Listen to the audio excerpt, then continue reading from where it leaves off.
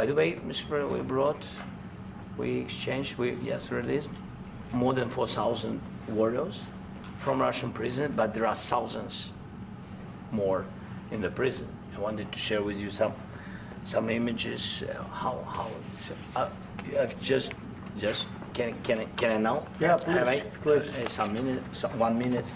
One minute. Just you to understand in what circumstances, in what situation they are, and what the attitude of Russia to our prisoners. Tough stuff. I wanted very much to give you, and you see it. Yeah. This is pastor, by the way. They stolen pastors because it's not Russian church. They stolen pastors and moved pastors to the prison. We, at the end of last year, we brought 3 pastors, and we could exchange them. And this is pastor, you see. Yeah, it's tough.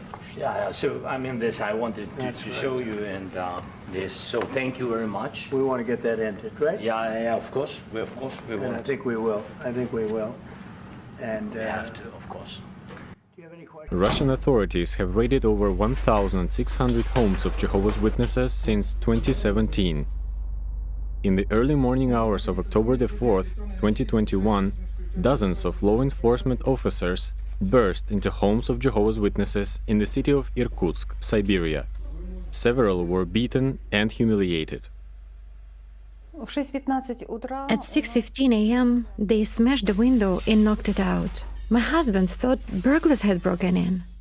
He went to check the window and was immediately thrown down to the floor, which was covered with glass. His feet, elbows, and hands were bloodied. My wife and I were woken up by persistent ringing of our doorbell. I remember opening the door, then suddenly I was forced to the floor. I felt that my front tooth had been partially broken off.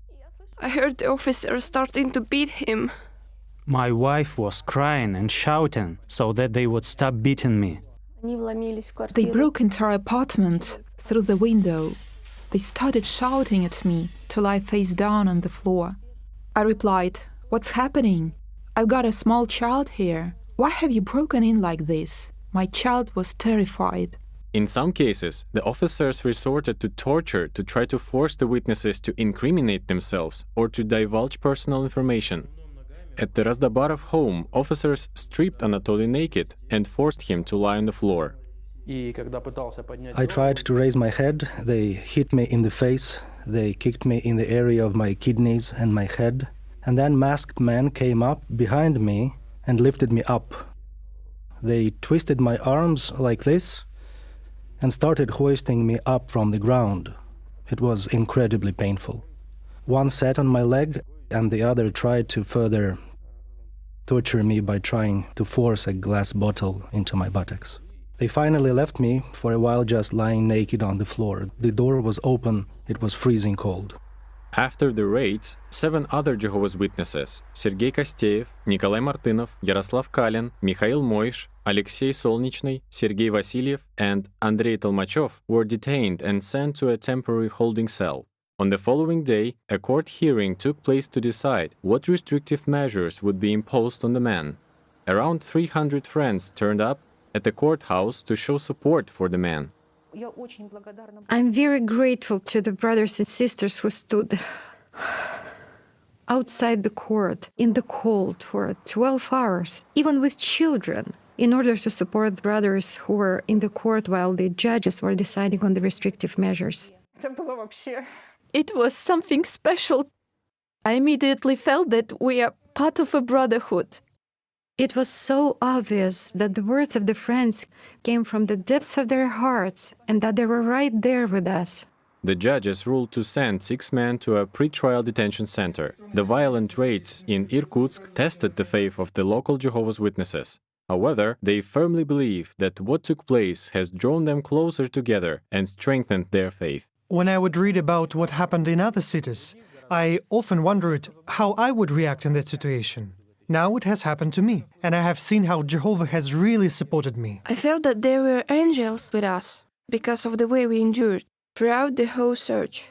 I know it was only possible with Jehovah. I was completely calm and felt total inner peace during the search.